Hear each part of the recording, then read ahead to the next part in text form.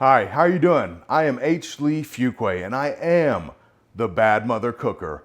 I'm just your standard American male, well, standard 6'4", 300-pound American man who enjoys cooking. I'm not trained as a professional chef. I didn't go to culinary school. I've just learned through trial and error and the desire to learn how to cook. Like Gusteau says on Ratatouille, one of my favorite kid movies, one I've watched with my kids numerous times, anyone can cook. And if anyone can't cook, you can at least have the confidence to give it a try. Most of the recipes you see on Food Network, on different YouTube cooking channels, they're complex. They have ingredients from high-end grocery stores that I don't shop at. I don't go to Whole Foods. I don't go to Central Market. I go to Walmart like most Americans. I'm going to present to you today how to fry a turkey. Start to finish, everything you need, from brining to injecting to the oil to buy. We're gonna keep it all simple. We're gonna give you prices, we're gonna give you links, and we're going to present to you the simplest way to get to point A to point B so that you can enjoy a fantastic Cajun fried turkey that will blow your guest mind.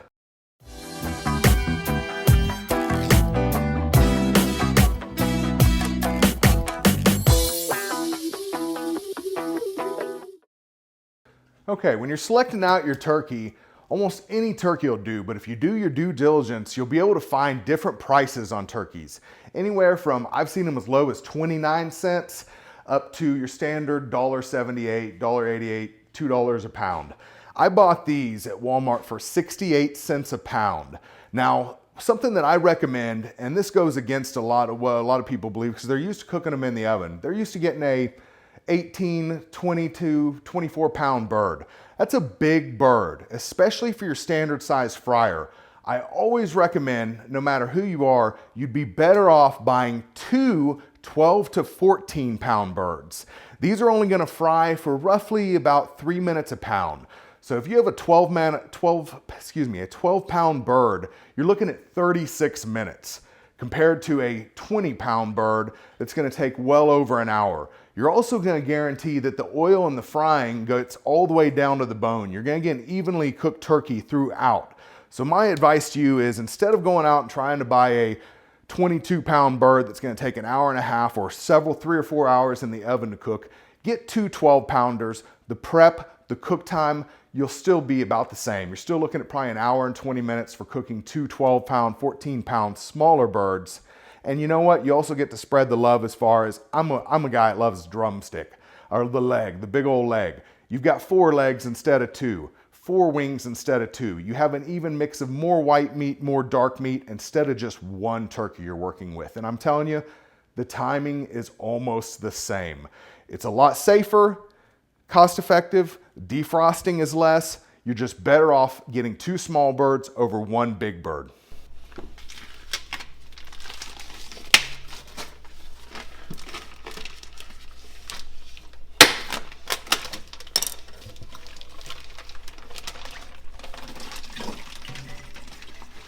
Okay, we've got our turkey here. One of the most important things to remember straight out of the gate, and this has fooled me in the past, but most of these turkeys have an indicator that pops out when you're baking them in the oven. Now this, even though it can take some serious heat, it's not gonna withstand the deep fryer. So unless you want a small plastic mold inside the turkey, remember to take this out and discard before cooking. You're also going to pull out your turkey 3 items. Your gravy package, which a lot of turkeys are including these days, just a pre-made brown gravy package. We'll discard that. You've got your neck. Your neck we'll save for giblet gravy. The neck, some people like to cook this and eat it, but for me it's a little bit too bony. And I've noticed that you're better off trying to extract some of the turkey flavor from the neck within your giblet gravy. I'll set this on our tray. The last thing is always going to be your package of organs, your heart, your liver. Let me pull it out. It's always located in the neck of the turkey. Down there. We'll set this aside as well. The very last thing I'll remove is the holder, the plastic holder that holds the legs together. But we're going to wait until we stick this on the spindle. The age-old debate is, Do you brine your turkey or do you inject it in order to get the most succulent, Cajun fried, deep, salty, spicy goodness that you want? I'm going to show you how you can kind of do both with one simple process using less than $5 worth of ingredients. I've got the largest stock pot that I could find in the kitchen here, brought to a boil. I'm merely going to dump in what seems like an abnormal amount of salt, but when you see where this pot's going, you'll understand.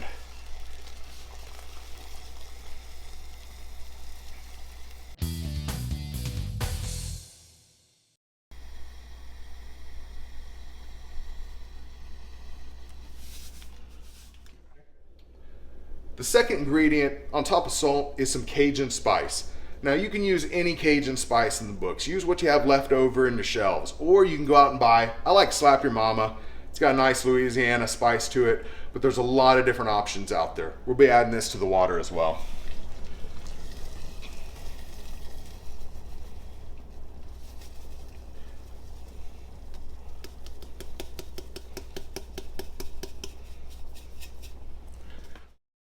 So we have our salt, our Cajun spice.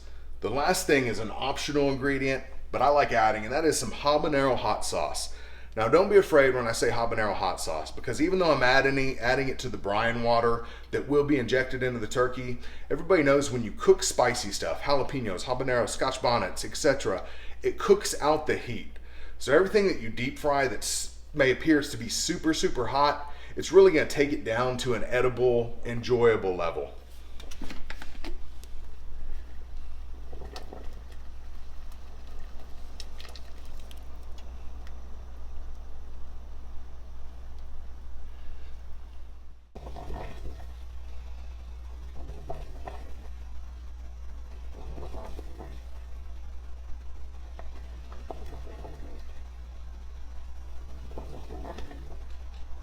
To accommodate numerous turkeys, because I like to fry a lot of them around Thanksgiving, I like to give them out to the community, I like to give them to friends, I like to spread the salty, spicy goodness.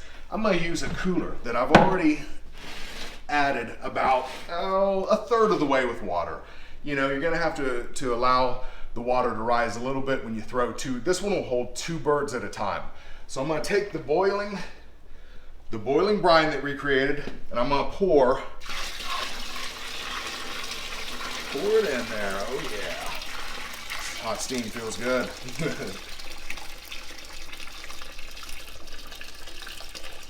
Now important, I'm leaving about a mason jar full. Not too much, but just about a mason jar of brine left over that I'm going to leave within the pot, and I'll show you what we're going to do with that in a little bit. I'm going to stir this up just to mix the boiled brine that dissolved all the salt and spices with the regular water. Okay, now that we have the hot brine mixed with the cold water, this is where we're going to place our turkeys for about the next 24 hours. Now, one thing that's very crucial is once you put the turkeys in there, this can either help with your defrosting period, or they can go in there already room temperature, or at least not room temperature, but out of the refrigerator. You're going to need to add ice to this. Ice will maintain the chill level so that you keep bacteria growth down and just makes everybody happy. Okay, I've taken a standard mason jar, any container you can find, and I've poured that little bit of leftover brine that we've cooked into it so that I can inject it directly in the turkey. Now, if you've brined your turkey for a long enough time, this step isn't necessary. Or if you want to skip the brining process and just go directly to injecting the brine into the turkey, it's a win-win. Me, I like to ensure every single bite has that crisp, salty spiciness that I love so much. So I'm going to do both, the brining and the injecting. Let's go over to the turkey. Right here we have a sander. This comes with almost every frying pot that you can buy. And regardless of where you buy your frying pot, it's going to come with one of these turkey stands. You'll merely insert it up the bottom of the turkey and it will come out the top like so. So once you've got the turkey sitting on what I call the spindle, the turkey stand that comes with almost every fryer that you buy, you're then going to remove the last piece, and this is the plastic piece. It's a nice carrying handle. It holds the turkey together. Now the turkey's gonna kind of flail out, but you don't want to put this in the deep fryer. Okay, so I've got my mason jar full of brine. I've got my turkey here that I've pulled out of the brine. through the magic of TV, we've already skipped forward 24 hours. I've got this turkey that I actually put in yesterday. It's fully brined. It's ready to be injected. I have a standard plastic injection needle.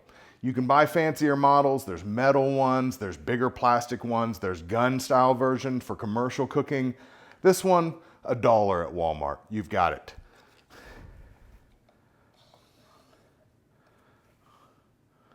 Fill it up and we go to work. So the secret to injecting a turkey is there is no secret. Just stick the needle in all over the place and pump it full. Now remember, when you're putting a needle, the juice is only gonna come out in that tube that you've created. You wanna be able to hit left and right of that tube a little bit. So don't be afraid to just go ahead and go crazy.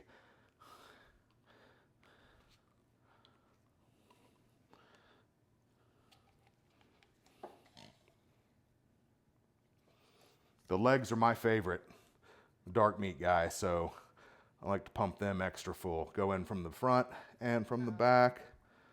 A little bit here down at the bottom.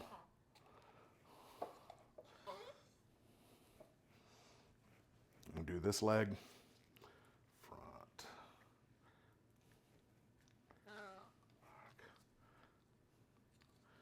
Down the back part.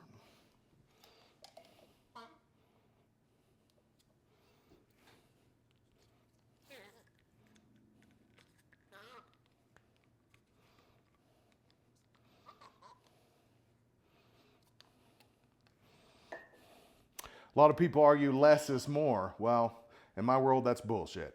More is more. So don't be afraid to go ahead and really pump this thing full of fluid. Anything extra, just like vitamin C, your body will kick it out. Well, anything extra, the fryer will just fry out. You'll never know it's gone.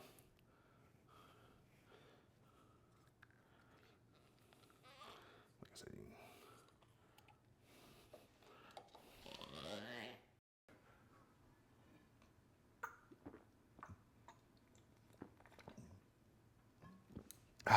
okay,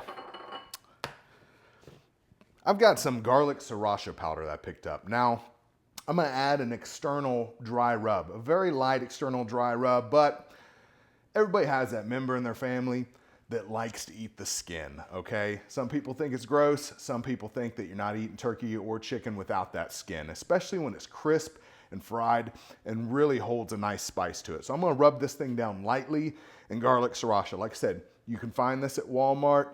Doesn't have to be a garlic sriracha. If you want to use Lowry's seasoning salt, you know, more of that slap your mama just on the outside, whatever you want, it doesn't matter. Just put something on the edge of the turkey so you have a little bit of spice on the actual skin.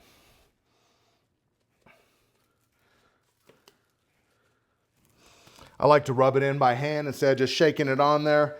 Part of that's to keep my counters clean, even though we all know that's a losing battle, especially with young kids.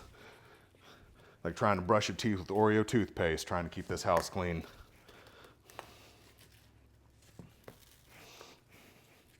A little bit more and we'll call it quits. Throw some down in the center there. I think we're good to go.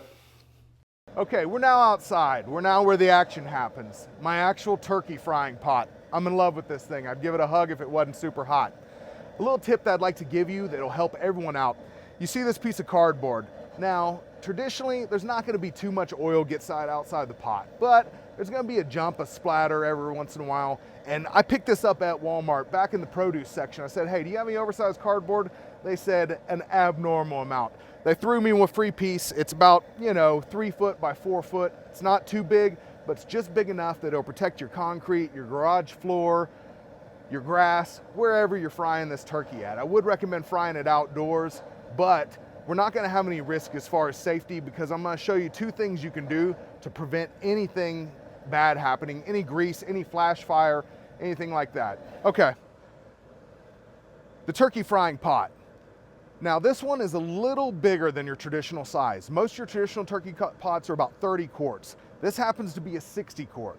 Now if you've already owned one, it's no problem, use what you've got. But if you're in the purchasing process of buying a new one, you might try buying one that's just a little bit bigger. That's gonna open your options up also. When it comes springtime, bring on the crawfish. If you ever need to provide chili for 100 people, you've got it covered. It's never wrong to go too big. Like I said, in my world, more is more. I've filled my turkey frying pot with peanut oil.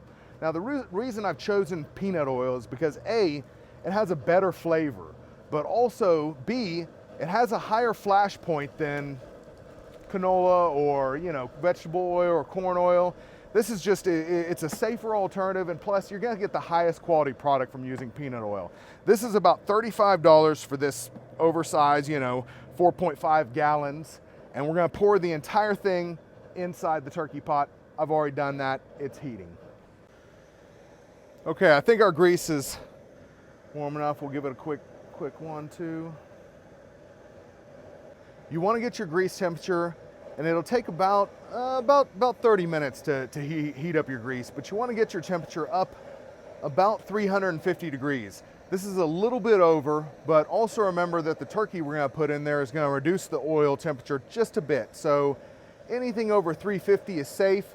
If you get it up too hot though, if you see yourself hovering around 400, you might wanna turn the flame down just a bit and let it reduce. We're ready to go though. Here we have our bird. Now we're gonna set this in the oil. Now the number one problem that people come across when they're frying turkeys is they're afraid it's gonna catch fire, especially with your smaller size pots that don't have the room for the oil to rise up to allow the size of the bird to fit within. One thing that you can do to avoid any problems is put the bird in very slowly. Have yourself a glove and take your time dropping it in.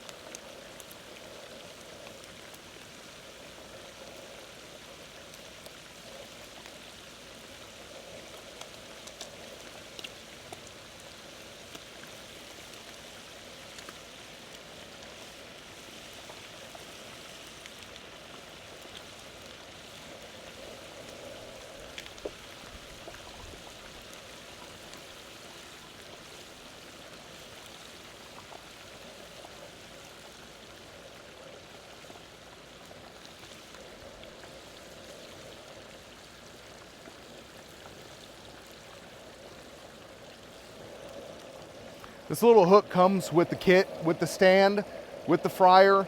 It'll be provided. It's extra helpful, give you a little extra space in between the bird, the oil, and your hand. You do want a glove though.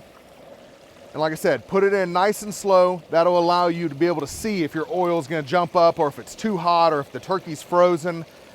Help you just avoid all disasters. If you see your oil is about to start to come over and create some problems for you, you can yank it back out, turn the temp down, and adjust, instead of just sticking it in there and then being pushed back by the flames and the heat. This is the safest way to do it. It'll ensure that you get a turkey that is fully submerged without creating disaster. Okay, we're back now. We finished cooking this 14-pound bird about 45 minutes. You know, over the years, I've tried to keep it to about 3 minutes a pound, but I can always tell if the bird's ready by looking at the top of the legs and seeing if the skin has retracted back and pulled a little bit away from the bone. Now that I've decided it's ready, I'm gonna cut the heat, where I'm gonna go ahead and just cut it off from the main bottle. You could use the regulator, but I'm just gonna go ahead and cut it off. And we are going to pull this baby out. Oh yeah. This will require a little forearm strength, but I'm gonna let it sit here for about 30 seconds. 45 seconds a minute, and let all the grease drain out of the bottom. Just save a little time on mess.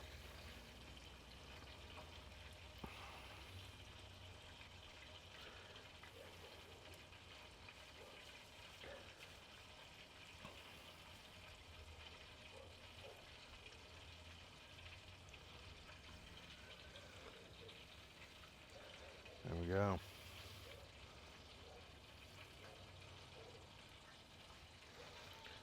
Slip the metal tray underneath it, and I'll use this kind of help balance it, and I'll carry this inside.